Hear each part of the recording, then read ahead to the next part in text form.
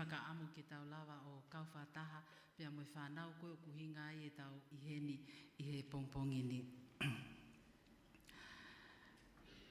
Tupeke utuku ha whakatapo ke awhio ai otua, ko e tolu tahai otua I ho tau hao ngā pia mo I po kalama. O e whiane awhio, lau mari hau eiki mo le rei a tonga toa. O tate motoro ai live stream e Broadcom FM broadcasting. Pia mo i te o walwhitu poe ni maa whi maa mei ho tere TANO'A mei no walofa. Child Cancer Foundation of Tonga, pe koe kautaha o kunau tokanga I kina ai whanau o kunau whokotua I he kansa I tonga ni. Ko whatapo whoki ki he tangata iki Palestini Malolo, Wheke Mawhi, Mihisiasi o Tonga, o ko amanaki ni hangatataki ki tau tolu I he ho wauloto e kamataanga e po kalama koe ni. Pe whoki ku whakatapo ki he whanau kotoa o uhinga ai e tau iheni he pongpongi ni. Ko lawe ipe o ku tau kau whataha pe amo e ngahi mātua, ngahi tau kau tau whanau, ngahi kau ngā mea pa mo e whamili ofi o e whanau koe ni, pe o ko o atua e whakatapo mawahe ki a te kumotolu. O ki kai whoke ngalo ai timi me he tawhaaki koe a na tukanga I kina e whanau I whale mahaki, o ku lava ki tau kau whataha e pongpongini o whafofonga mai ai a ki nau tolo ku nau ngā ue I hono tokanga I kina e tau whanau. Pe he whoki ku whatapo ki he ki nau tōko toa penga I kau ngā mea mo e kau ngā tokoni o e Child Cancer Foundation I ngai taimlahi o ku tau tuu whataha pa mo e poupou. Ki ngai whatongia o kong whaafakahoko e he kautaha koe ni ko hi kon tokanga I kina e si whanau koe ni o kuna ulotonga whanonga I ngai hala o kong whapopo uli pia I kaike pau ai apompongi. E toki whai e he toko taha ia ko o ni whahoko e tau lea taitali, e toko ni Palestini e kautaha e lea taitali, kai tuku ki a te au, mawhi lutu I hoa, ke uhanga whakatau ke I atu, ai po kalama o e pongpong koe ni pa te tau hoko a taipe ai. Ka hili pe eni e whakahoko e alaimo ana kupu tiuna, ai tau ki whoihiva ma wahe ke kamata hake ai o rau lotu e pongpongi ni, ko alaimo ana ko e taha ea kau survivors, me he mahaki koe ni whakotua koe I e kansa. Pea e whakahoko lewa e Reverend Wheke Mawhi, me Siaso Tonga, a e tau lotu kamata. Ka hoko, e hoko ia a Sinai Takala Tuitahi, koe tokon Palestini ni o e Child Cancer Foundation, kene o atua e lea taitali o e pongpongi ni. Pea e hao lewa ai timi koe ni me I Nusila, me he Make-A-Wish Pacific, ke nau whakahoko atu ki nau tolu pa mo e tau mua koe o nau iheni ai he po kalama koe ni. E whahoko lewa he e whaafalanglangi ai lea mawahe o e po kalama koe ni. Pea e whakahoko lewa he whanau ai ki special item koe whakahonga ia pe koe uhi koe ngahi mea ofa pa mo e tokoni lahi koe ni oku amanaki whahoko koe ki a nau tolu. Pea e kore e beke he whaafalanglangi ke ne hanga whoaki ai ngahi mea ofa koe ni. Ko mele sisi fine whiua ki taha pea me mipa o e komiti koe ne Child Cancer Foundation, tene whahoko e lea whamalo, pea e whakakato ma lewa e po kalama he tangata eki whaiwhekau, Reverend Wheke Mawhi. Ki mua pe ke oange ka moana ke ne kamata po kalama koe ki whakahoko atu pe vave koe mahalok mo mea ifo peke te pile kona mo iai o koe whanga ki lole mo whanki mea o te teu mai he timi koe minusila ko le peka mo tolu te mo ose po kalama pa mo toki hanga lewa wahe lele ia pa mo tok foki lewa ki api o wahe ai pa mo toenga e whanau I api alai moana ka taki o kamata e tau po kalama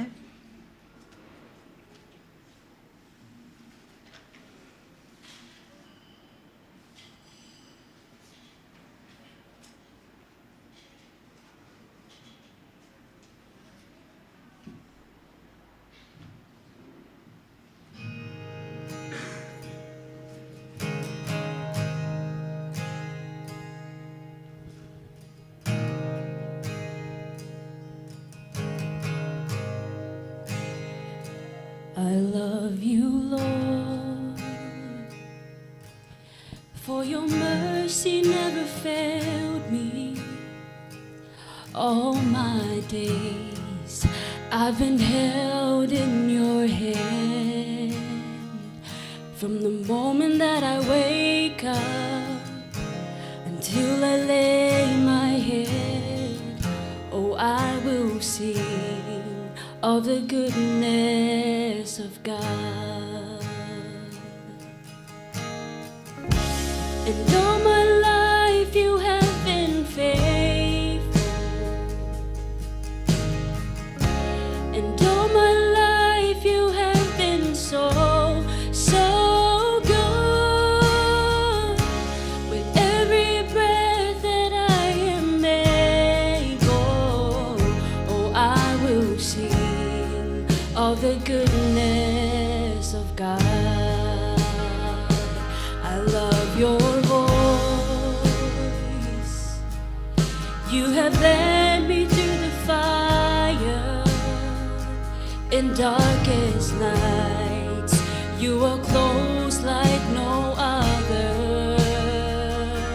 I've known you as a father, I've known you as a friend, and I have lived in the goodness of God. And all my life you have been faithful,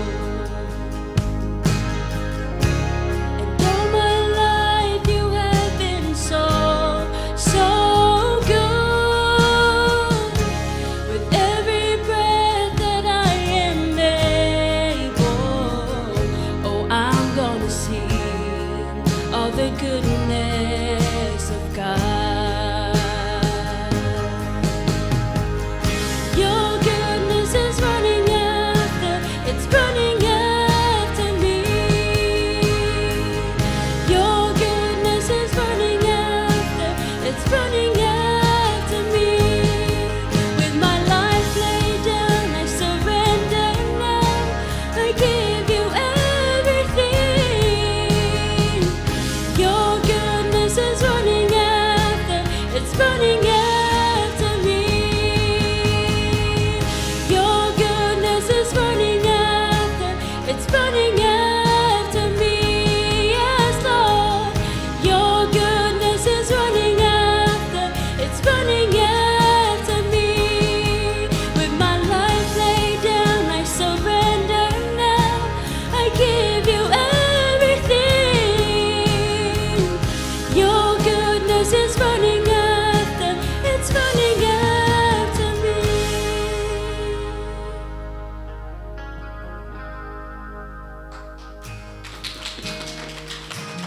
And all my life you have been faithful, and all my life you have been so good. With every breath that I am able, oh, I'm gonna sing of the goodness of God. Oh, I'm gonna sing. All my life you have been faithful. Oh, yes, Lord. All my life you have been so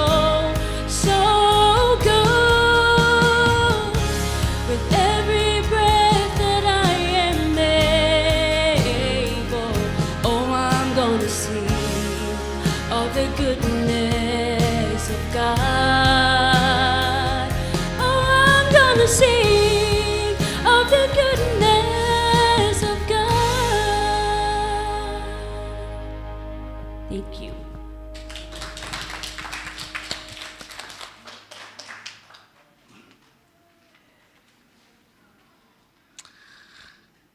Ko tu ke fu fe unga tau ki pasi mo ko hiwa mari e ko na.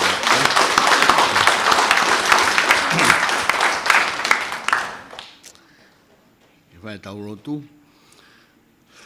Vai ki foi vespe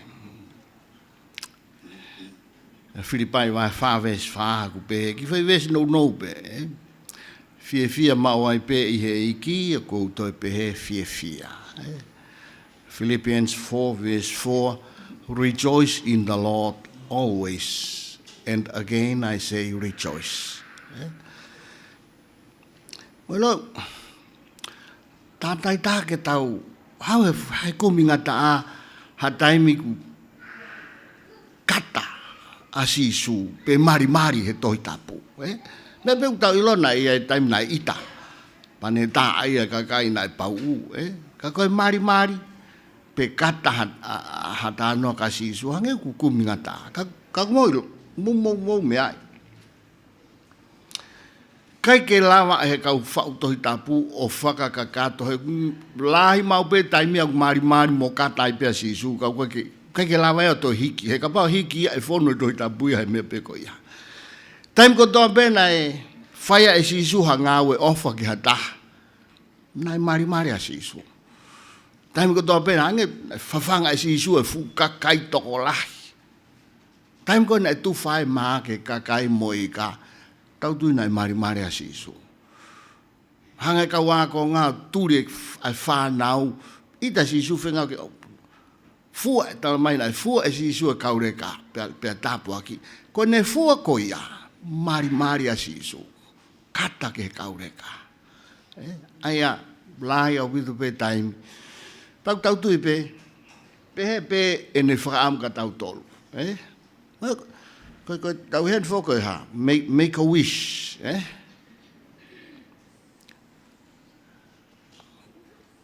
E kai ke me lava o whakahoko e te ki whakaamu ata, ka pauna e kai ke mō kau whakataha mai.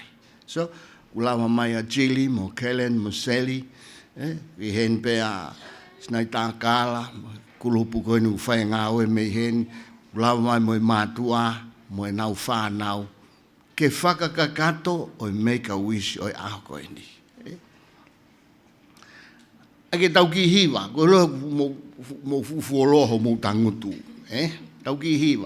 O koe ki hiwa he hiwa kaure ka. Kamata pe koe. Ki hiwa o ai whakatonga mo whakabalang. Koe lau e tohi tapu. Pako kore a tau hiwa katoa whakatata. Lau e tohi tapu pe ke lotu maupe. Koe tupu. Ko kore tau hiwa katoa ke fia ai pe mo tau whanau. Ko ho hiwa pe mo whakatata tau tui kau whakataha mo tau whanau. Lau e tohi tapu kamata. Lau e tohi tapu. Peke lotu maupe. Lotu maupe. Lotu maupe. Lau e tohi tapu. Peke lotu maupe. Peke tupu.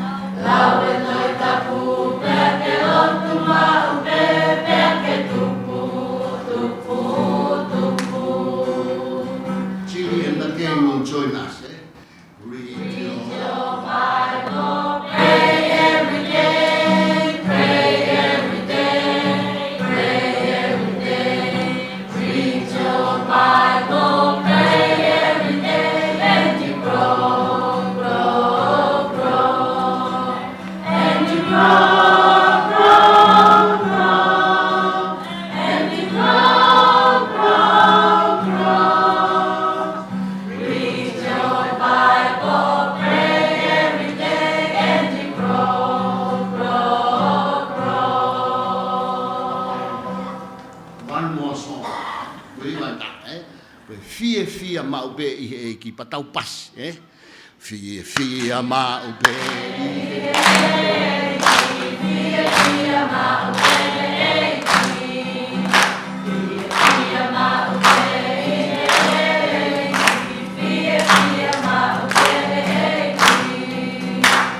Rejoice.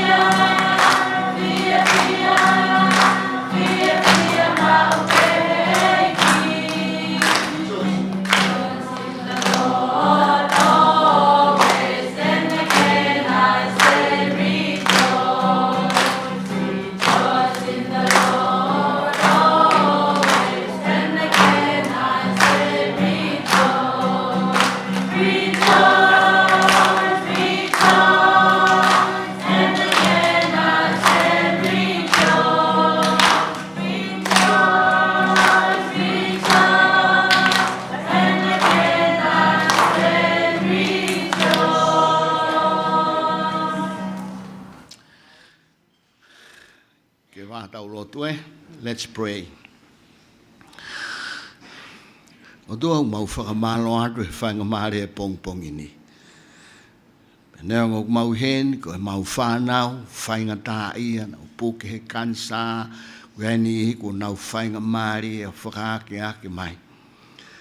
Kak mau hen, ko uhi, ko whakakau maare, mo whakawhia ko ke omi. Make a wish. Ke ai ngai mea unau whakaamu ki ai. Ta koe lai tahai aki mau toluni mo e mau whanau. Koe foi whakaamu pe. Whakaamu noa pe ke mau mai e, ke hoko mai e. Pongpongini. Ku ke whekau a seli mo Karen. Kai maa chili. Ke nau lawa mai mo o whakafofonga mai aki nau tolu mei murina nau tokoni ke whakahoko e mea whai ki ai whakaamu e mau whanau pea mau whakawhetai ai mau unu ke he taimi o Christmasi ko taimi o whaki mea off whakahoko e ngai mea nā mau whakaamu ki ai ka koe ni ahoni mau kamata pe mau mata mo inasi i mea koia. Mau whanong ke re o ki reka koe, neo koe ke mahino pe ko hae ni rea, ka mau tui, he's making a wish. Oku ne omi e ne whakaamu. Pea mau kau whakataha mo ia hai fia, amana ke whakahoko, e mea nā mau whakaamu ki ai. Hoko mai holau mare mani ni o tā puaki, whakalangia, toa kasi, whakamonu ia o se waniti mo ia kuke ui a ki ai waka mai ai nonga mo e fie maari e mo e whakamo ui he ngāwe kune whai pe whoki atua mau whamalo ho tāpua ke leia chili Karen ka maa seri mo ki nau tolu ku nau whakafofonga i mai mei murina sinai tākala ka maa mafi mo ki nau tolu i tongani pe foki a Evarina hangana nau tolu nau whau mo whakotutu ke whakahoko ai whakaamu ai ki whanau koe. Kau mai eki he ngāwe angawe pongpongini mau o ngoi. Te ke whakahoko e amanaki o e pongpongini fuoloa kāriu ho whakahoko e mau amanaki he whaaki ho alo tofpeta ai whatupu pekia ka whai ha mau hawhaki. Tari eke e mau lotu. Whai a melangina ho mau tāpo a ki whakataha. Ko e lotu e mo e whakawhetai a sisu kalais ko ho alo, ka ko mau whamo ui. Amen.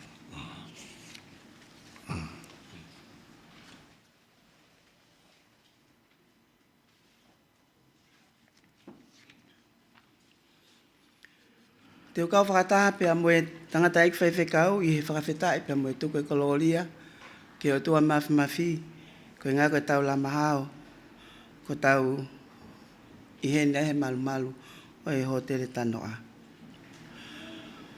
Tapu pia moe whanau moe makapuna hau eiki.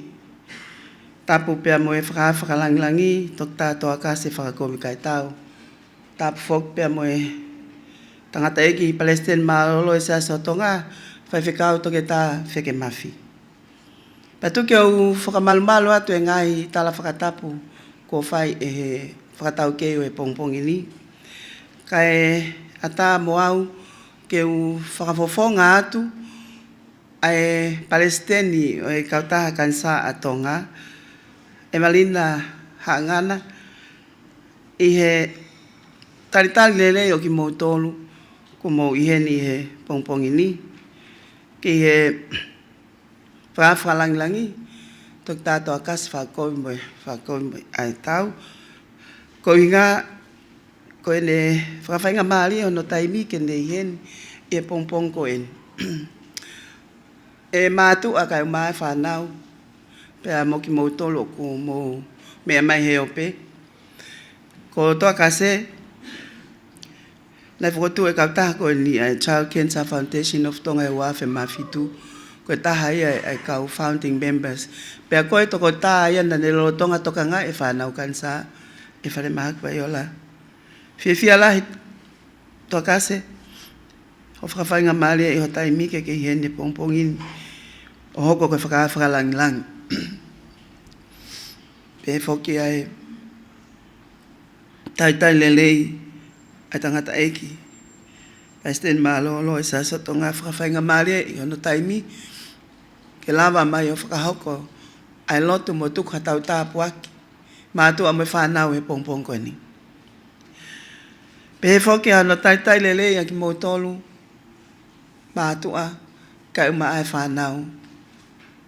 O momo ua I he kansa, pe ko hatoe, mahaki pe oku mahino oku tai pau ai mo ui, oku mawhiawhia lahi ke tai ki mo tolu, e pongpong koe ni. Pe whoki Chili, Sinclair, Karen Franken, Sally Queen, tai lele ki mo tolu, I he pongpong koe ni, tau kau I hen, pia mai fu o whalahi, mo lava mai mo ia.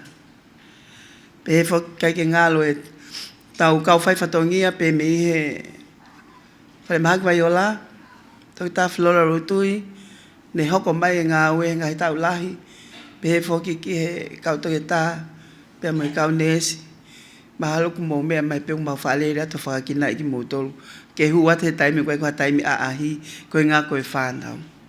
Koe ia ai whawhawhonga atu, ai whakamalo, ai tai lelei ki a te mo tolu, pia mai whakamalo ho mo lava mai pongpongi ni neonga tau whai te whakamalo anai.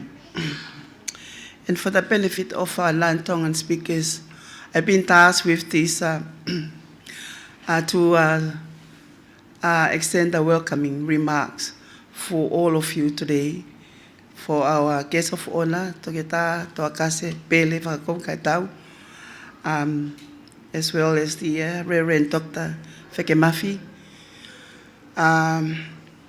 Welcome to Chili Sinclair, Karen Franken, and Sally Queen from Make-A-Wish Pacific.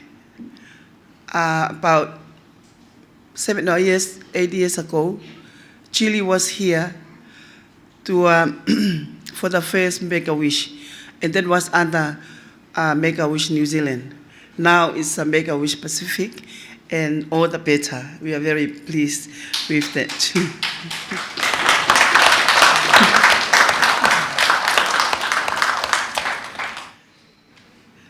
I would also like to welcome the parents and our children with cancer, and also I'm aware that there are children with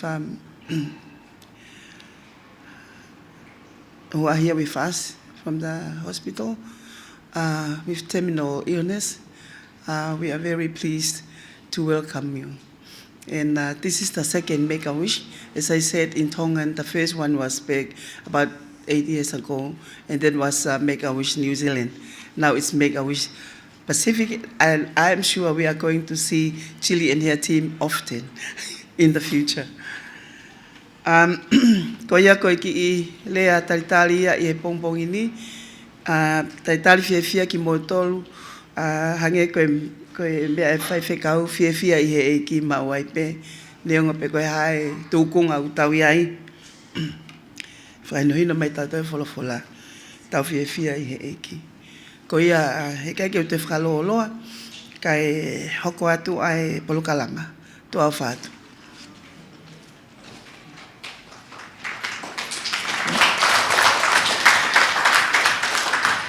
Maloa pito Sinai. For our next item, I would like to call upon Chili Sinclair, the leader of the Make-A-Wish Pacific from New Zealand, to make a special remark. Thank you.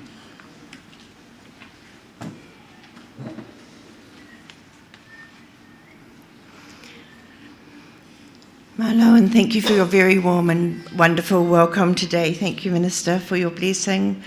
And thank you, Dr. Taua, for being the wonderful person that you are. Make-A-Wish grants wishes to children with critical illnesses across the world, really, and we're really thrilled to say we've got an affiliate that started off in the Pacific. Wishes give kids hope and a bit of a break from what they're doing every single day and just bring joy to children's life, and that's what we're about. We're really, really proud to be here today, and special thanks to the Child Cancer Foundation of Tonga for their support in making this event happen. We also want to thank the doctors and nurses from the hospital because you do the tough ride every single day. And we're really grateful that you fought kids for us for wishes, so thank you so much. A special thanks to Dr. Tau because she's been doing this work forever and ever and ever, and it's just wonderful to be part of it with her and to share small segments of it. The impact of a wish is huge with kids. It's a lovely day away from being in the hospital. It's a wonderful chance to get some neat things to play with and just a chance to be a kid again. So we're really, really grateful. Thank you. And we were wondering if we could get the Child Cancer Foundation people up on stage just to give them a special thank you. That's me done. Also, my final thing was I wanted to say thank you to Karen and Sally for being here and helping us out. They flew over from New Zealand just to help out, so thank you all very, very much. Are you coming? Thank you.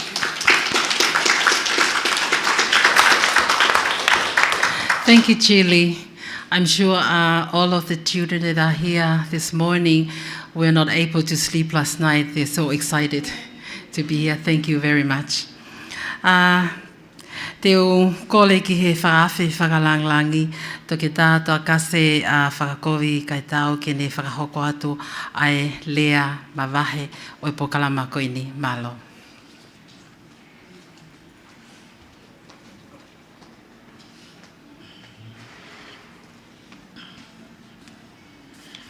Patap ke Afrika ai o doa tau Tonga. Patapen ke Palestine Malolo, Reverend Dr. Figmaf, koi moe tataki e tau whakatah mauingan. Whatapuheni ki whanau, they are our real guest of honor. Ka mai ngai mātua. Kai whatapu makehe ki a Chile Sinclair and Pacific Make-A-Wish Pacific. Whatapuheni ki a Evelyn Hangana, nengo ka ke iheni, papehe whaka sanai takala tuitahi ka ma ka ngawe ko toa pe ai CCFT. Pakokole mua ke hufanga ngai whakatapu ko toa pe, ko o se au whaki. Ka tā ka te au ke u whafofonga. Ai whatongia o pombongin. Whanau pa moe ngahi mātua, kai pehe ki he whaiwhekau. Koe ahoni, I have one by default.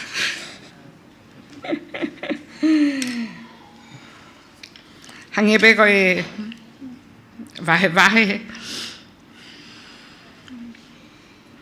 Ai te kon Palestini. Nau fu fia lahi a pito he whanongo e HOKO Make-A-Wish. Pa nau whapapau i pe te o hao. Nei kai ki o hao au, koe whalangang. Nau hao pe, he kou popo ma pe, ke Child Cancer Foundation. Kage, te utari lelei, pa whawhetai ki eki, ko hui koe ni, pe ai whakaak pe ai ko popo ma pe ke Child Cancer Foundation, te utalango fua ma pe, ki a whikau, te na ui au ki ai. E wawhen, na lele mai mea Australia, o si ai tau ni mai ko ngā ui ai, e kuako, aro ngā ako mo ngā ui. E tau ni mai ko ia, na wawat pe ke whalmaha ke Sydney Children's Hospital, na ngā ui ai. Na utanga na utoro ko whemau ke u ngā ui i emergency, ICU, neonatal, intensive care. O kai ke whemau ke u aro ke cancer, he kwa ke maulawa ma tolo whaito e Tonga. Na tokona a bit of child cancer at Sydney Children. I did all that. But now fok mai ki heno foto e ICU. Foto mo mau ngawe ko ki si mafu.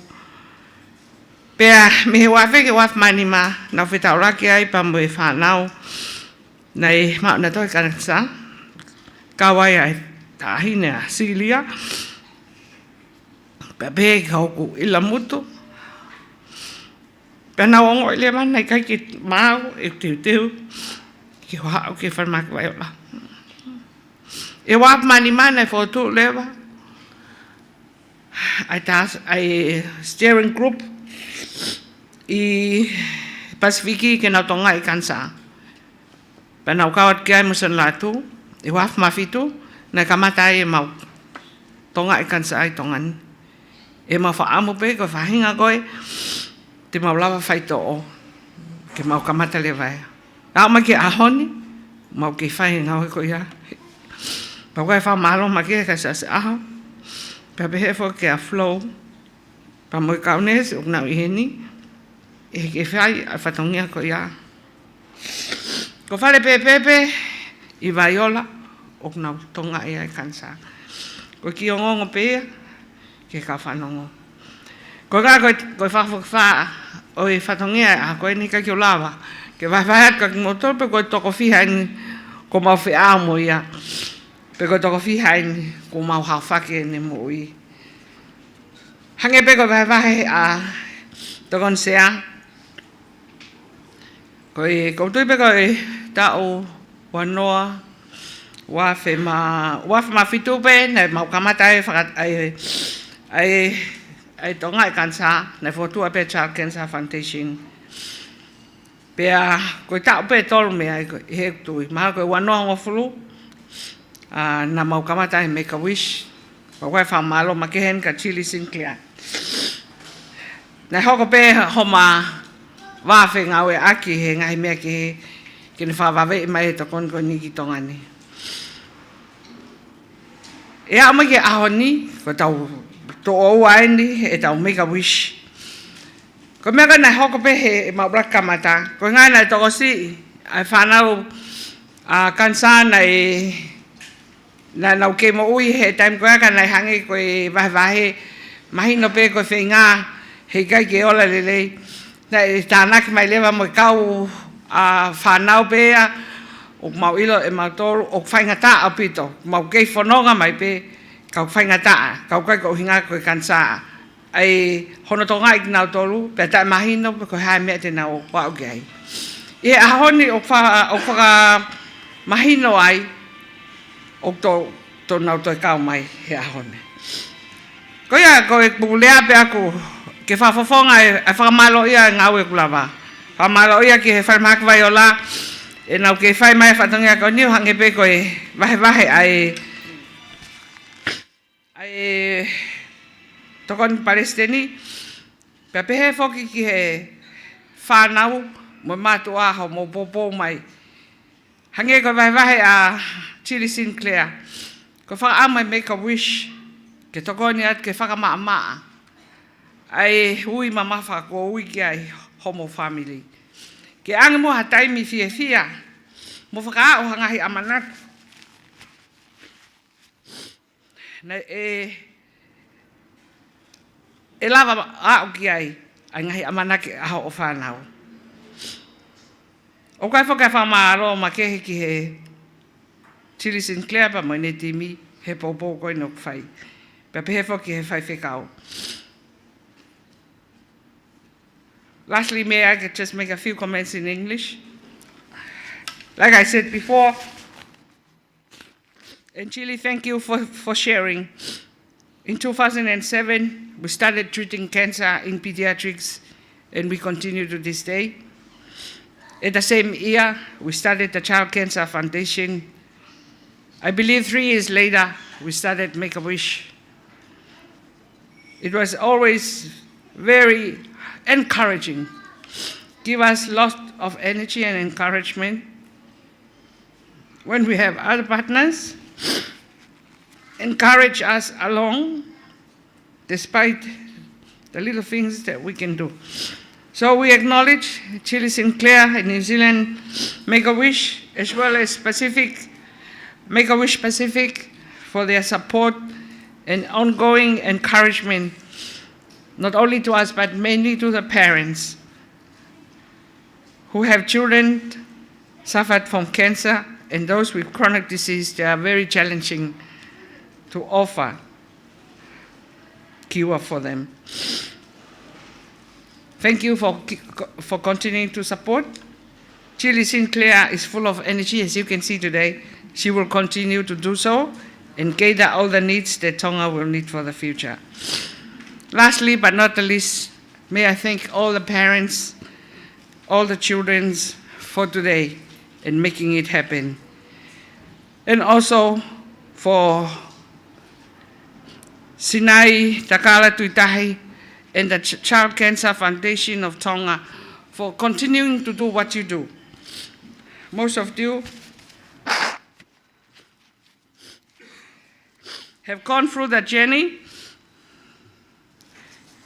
and instead of being upset and frustrated, you choose to make it better for the other children.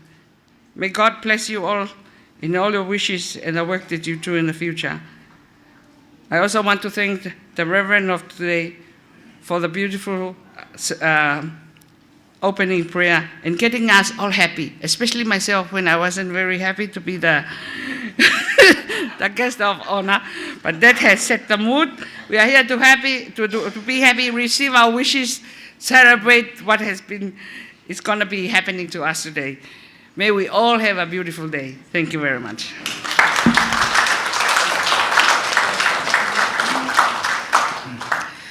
Whamalo ki he tokase whakokai tau, pa moe whahoko e lea whaofo ofa o e pongpongko e ni. Te tau hokot lewa ki special item, o ku nei te uteu peia e he whanau, koe whakahonga ia o e polokalama koe o e pongpongi ni. Peana e totonu ke iaia ai ki foi ta olunga pe moe ki foi hiva kana mauto ki ilo pe pompongini ko to taha e whanau na e amnaki ni whahoko ai ta olunga o ku i vaiola ia i he pompongini pea ko iai te o kole rewa ki a tisiola ko tisiola alamoti o ku iai ne ki tale niti ko hiva pa ku manako mau piki he hiva o kole rewa ka tisiola ke ne ka taki mai o whahoko e tau special item ki he pompongini.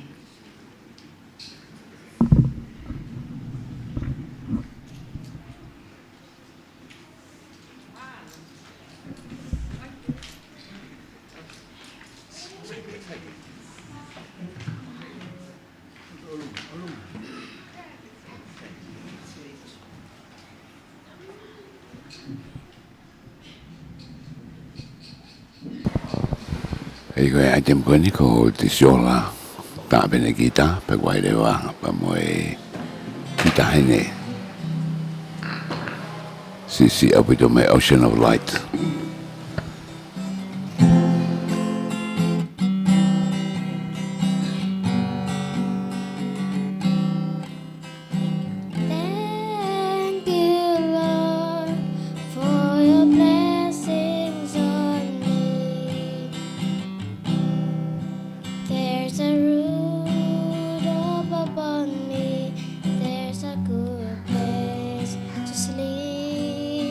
There's food on my table and shoes on my feet.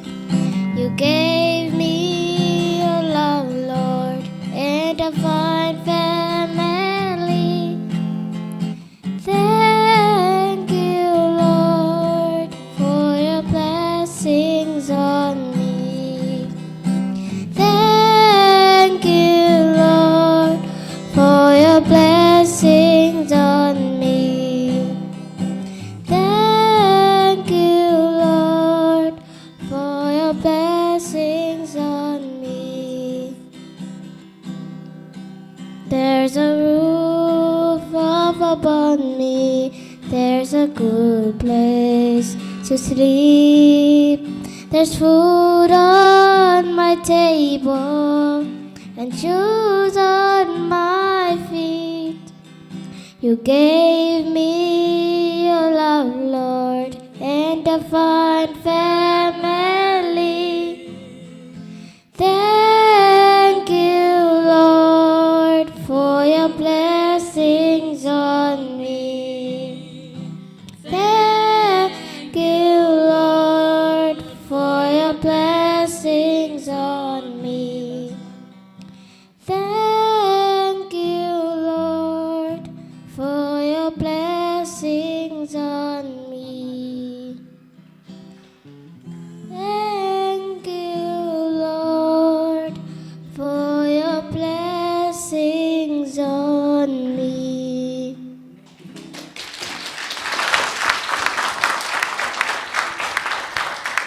Malo apito tisiola o mai a hiva whamawhana koe ni he pokalama pongpongi ni.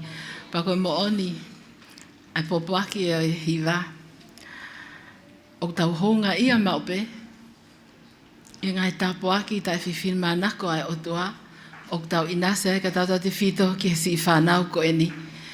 He koe ngai hala whapopo uli o kuna whanonga ai.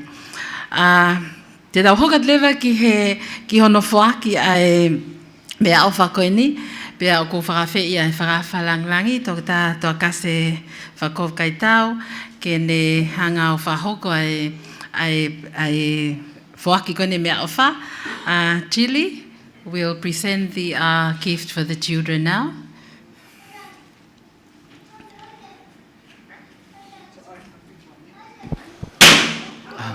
Hoko mai ni ki ono whake ko ia e Tilly Sinclair me he Make-A-Wish Pacific. Ai toho atu pe whakawhalanglangi ai hingoa pa e ui atu lewa ke mea mai ki mo ani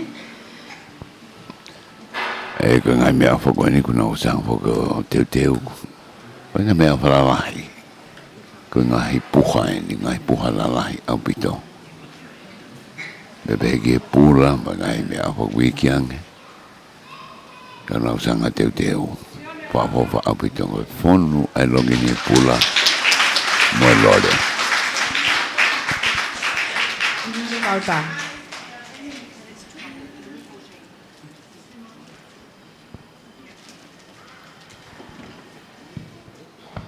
para no ngai puha lan mata. Pero lagi kuna ia. Koe ke mai mila wa no hiki ki orunga e poha.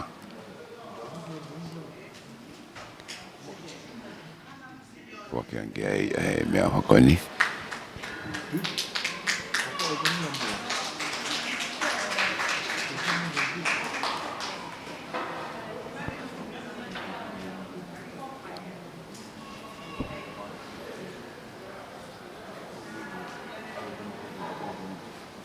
Kita ngai poha me mui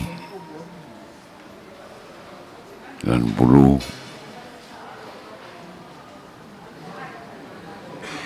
oku takai albe foke a tili pe moe polo koe hingoa koe a peka ngai pare koe ai o ave ke whangi whanau koe ni koe kunai ni hono hoko.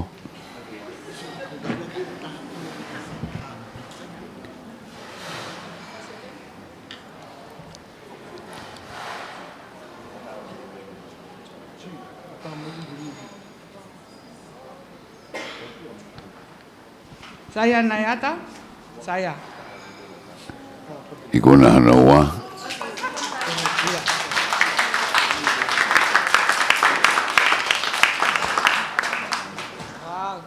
Ke puha ni eua. Puha krokula me puha lanu vareti.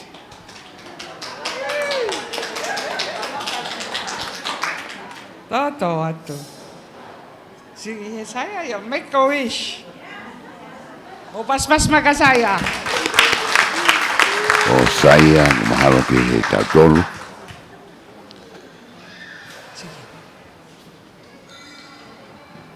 Sige me faita. Puha lahi apita saya. Saya ya, toto atu.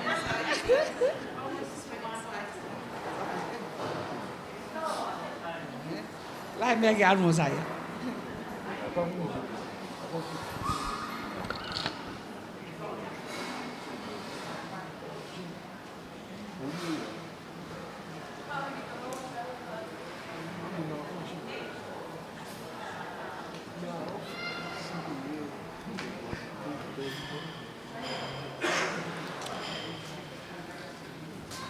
Kage ulahi apita hoki. Pero ngai mea o lahi ni ngai puha lahi ni. Pero saya koe puha ni tolu, ko saya ni toho Afrika tolu.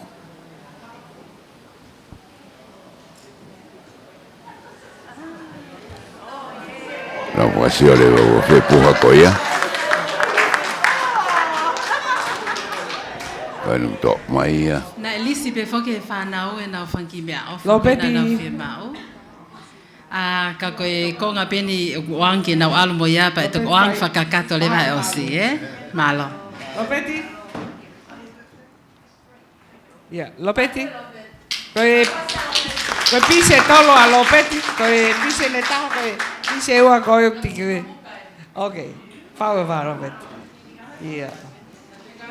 Ia. Ko Lopeti, koe taha ne mau ki tō taha kansa. Ia.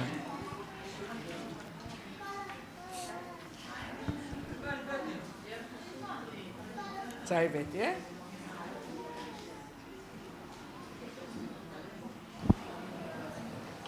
Ma puha lopeti. Ni toho.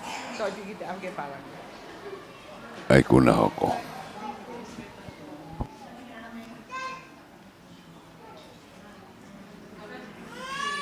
Llame taufa, llame taufa. Tigela mato ena. Baha e tau he Lopeti o atu ne.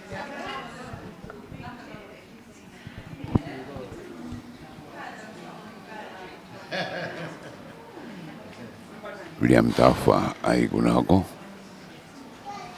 Koe whakahoko mai whoki. Ke ume bina na whakamu ki ai o awe no sila. Whakata mai koe ni. Koe whainga ku pise ua, pise tolu kai toki o seni toki whakakato angana tolu. Ai tonga koe ngai mea wha.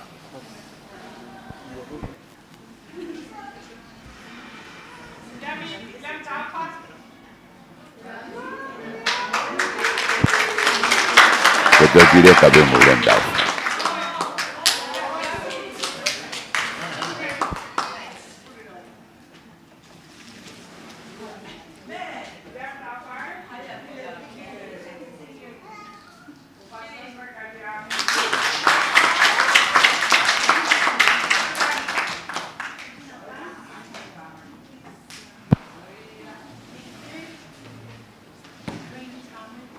Toho ai pare hoko. Turowa tu peka. Kurong ato abria me mune ko foi pula. Fola la he ora nwengenga. Irene Tomu. Irene Tomu.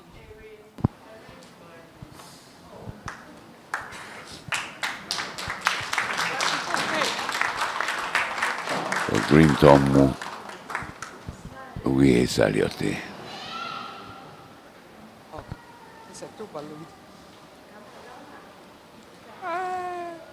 Hello.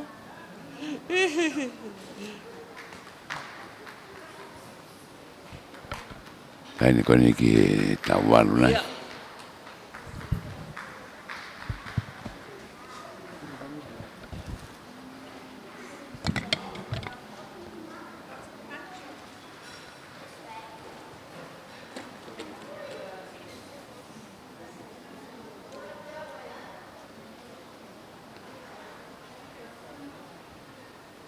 Wakeng mana foi pula. Mana puhalan pinki.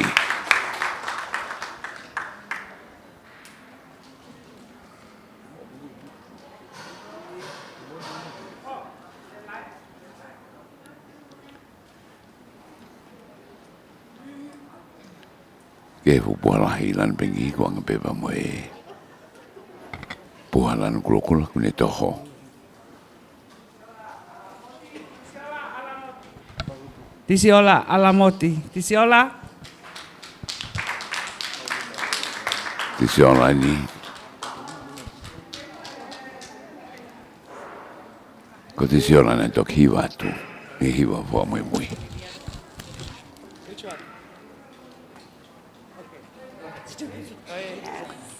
Ko tisiola ko ni puhai ua pa koe mane paskala toki omi.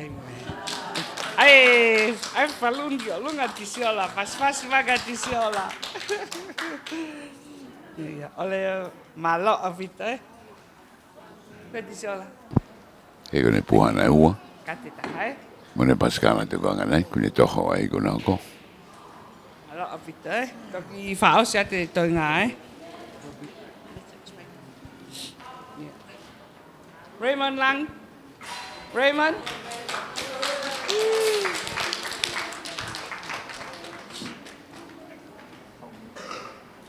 Raymond Langi.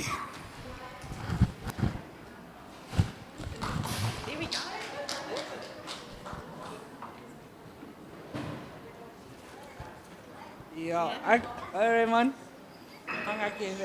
Pasal toru. Raymond. Iya, malo. Raymond.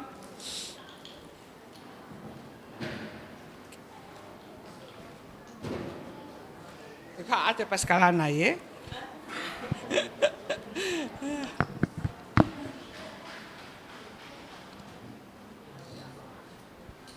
Mele lutui. Mele. Number 1. Mele lutui.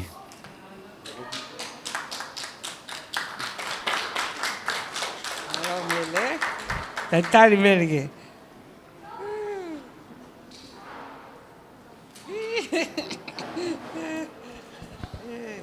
Mele. One box? Oh, iya.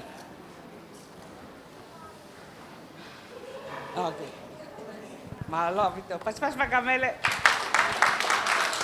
Puhalan matai Mele. Mele. Iya, angke balang. Kito bengai me afa. O siya, Mele. Iya, misnare la mai. Misnare. Misnare lave mai.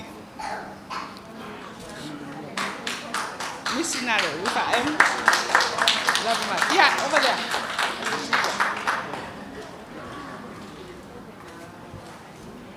Mau misnare me lo i te un fatong kagatto.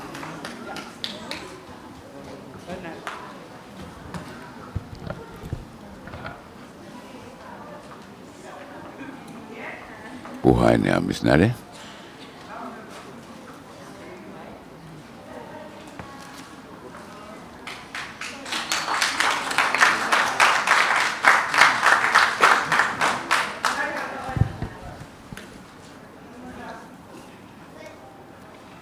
Puhai ua misnare. Puhalan bulula lah. Halo.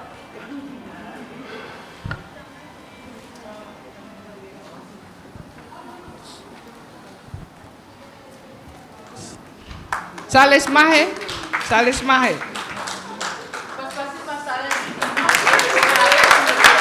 Puha krokula. Sales. Asali si.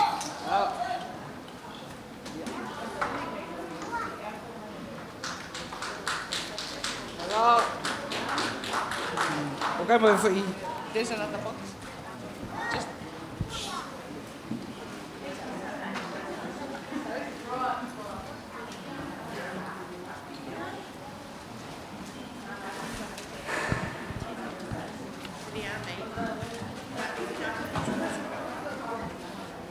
ko e fika ngo fulu ko bidiami hola mai Tonga. O ka no fa fofonga heni. Ko bidiami en ko na ton ke pai ta entertainment o lo Tonga to ko to fa ma. Oh. Okay. Okay.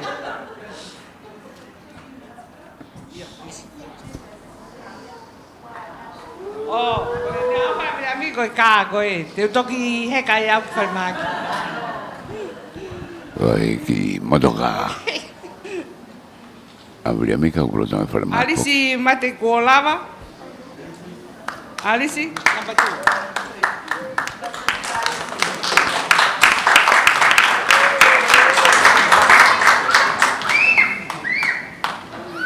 Alisi. Sí.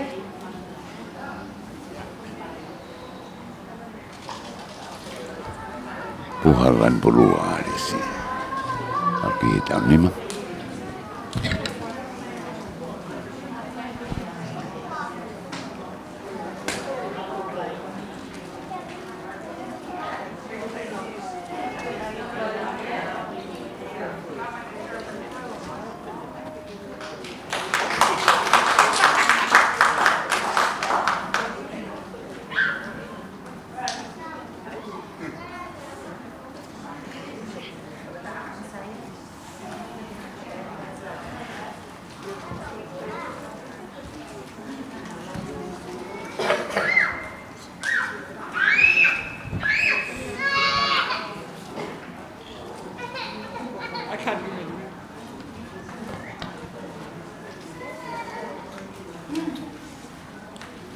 Sampalu kalon hea.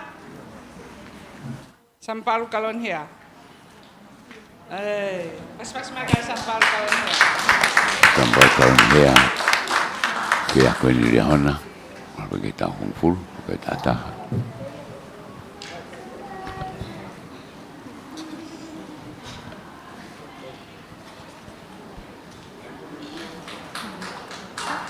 Kaya biar ako ni kuang eh. Kaya make a wish be ya whanau. Ay ko e whakasien ku toho ke ko ni. Kalau lain bea. Kalau lainnya bea ko e whakasia ko ya me pona ya ona wingo.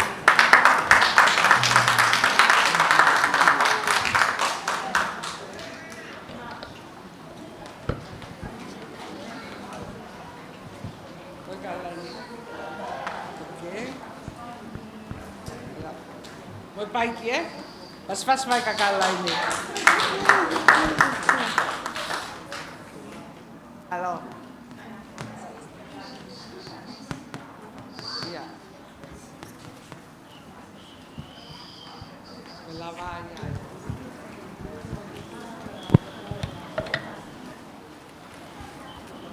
Gue puhar lan pengki.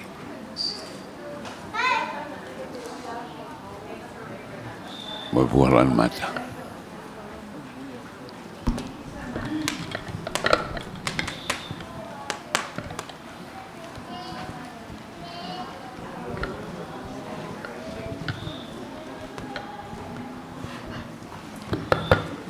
Sai te kole peke tau te aki foi paspasi mamaho ki o. Ahi mea ofa koe ni te laka whakako i me tau haurani. Ki tau hi whanau.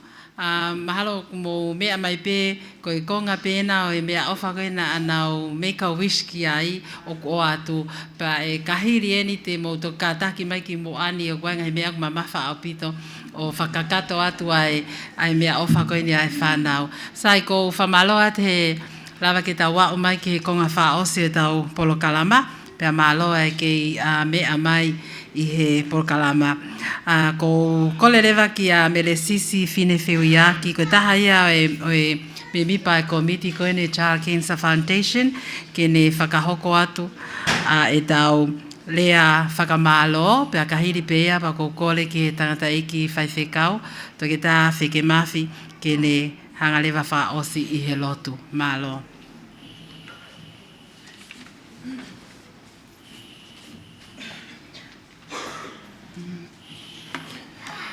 Whatape o tua ka whio tau Tonga, pe whatapat ke whawhalanglangi, pe pehe ki he kau me mipa e Make-A-Wish i Pasifiki, Chile, St. Clair, Karen and Sally.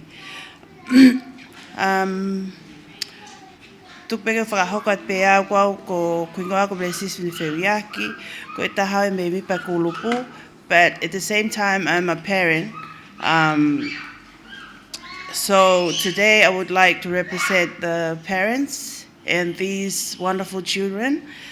Thanking you, Chile, St. Clair, and Karen and Sally for representing Make-A-Wish Pacific. Even it's the first time for Make-A-Wish Pacific to do this, but actually when my son was still on board, that was Make-A-Wish New Zealand. So thank you very much.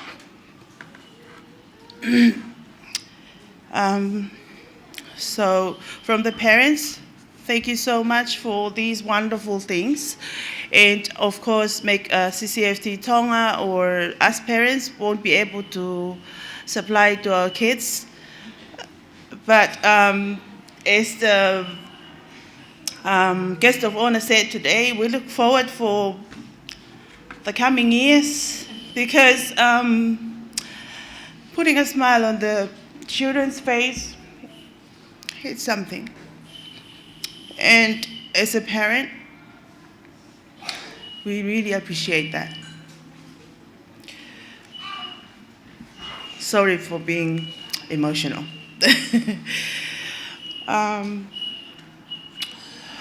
Dr. Toa, whakamalo atu, pea pehe ki he Dr. Latu, Dr. Flo Lutui, keke whakangalo he na kau CCFT supporters, I Laivaha, pehe kia Tankina, and not forgetting TANO'A Hotel, kia Jason Strickland, kia General Manager, pehe kia Cassandra Murphy, for making this venue available in order to host this wonderful event. I kai whangalo e whangata eki Palestine Malolo, Dr. Feke, I tukta puaki, ai ka mea mau inga taha ia ki he mo ia whanau he hoko atu. Mahako ki, I think that's just a thank you speech from the parents and the children, and not forgetting from Sinai and all of us, CCFT Tonga. So we'll see you, Chile, and the team sometime soon, the next few years. Ki whakahokat pe ki whatongia ki he mātua, whamoremore ka tuku e ni pia mauatai pe mo e support ko ni o tisema. Aia ko tau Christmasi pe e ni. Fu Christmasi talawau ko ni ko tau mau he whanau. Mahalo ko ia pe, mahalo apito.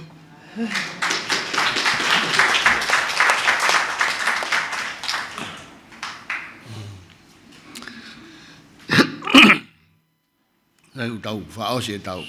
O kore at koe nau kosi mao e tau mea ofa mo mea na tau fie ai pa o tui peku. Mari e kaure ka.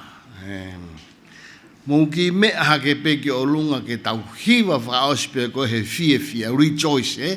Please stand and we sing Rejoice in the Lord always. And then we have the benediction. Pe pas pe. Rejoice in Upe ihe fie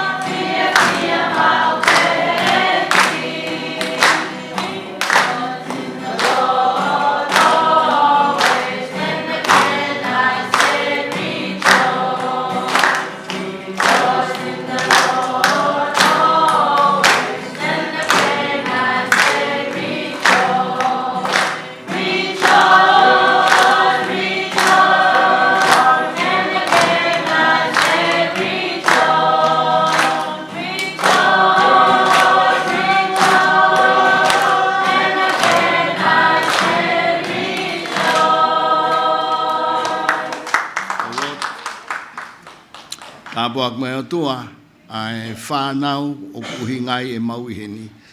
Pea kei hoko at e ki ho whai tāpu i kina ki nau tolu. Kai maa Jili, Karen Monseli, mo nau tolu ku whawhawhonga mai ki nau tolu mei murina. Pea whokas nai tākala, mafi mo ki nau tolu mo Evarin o ku whai whatongia. Tu ke ki nau tolu ku nau tupe mei tua. Ka koe nau ngāwe, koe au ka katoa e fie au e aho koe. Pe koe kerenso tau e ko sisu kalaisi. O whalahi ai o tua koe tau tamai. Pea moi whiohi o lau mare manu oni. Nofo, mo ki mau tolu ko toa pe he pongpongini. O o mua nahiri, kai whai peo tai ngata. Amen.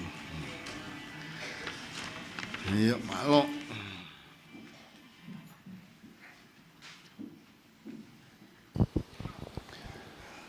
Kakatoia e programa Make a Wish, e MISI ko HOKO mo'oni, mo ka tahakan sa Tonga, pepe hoki ke Make a Wish specific. Mei no sila ko i whao whageni he hodere TANO'A i roto no walofa. Ko e ngai mea na e whakaamu ki ai be ko e MISI ko i ai whanau.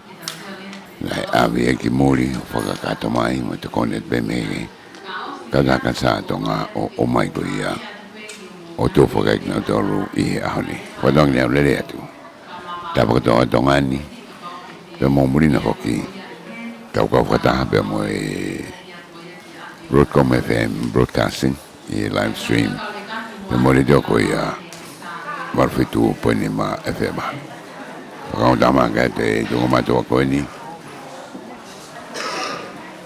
web junior le me voki ga arbate kisina fodale vote fuwa molto porea bebe voki ya mesa che famo kioa cosa sa vaka mumea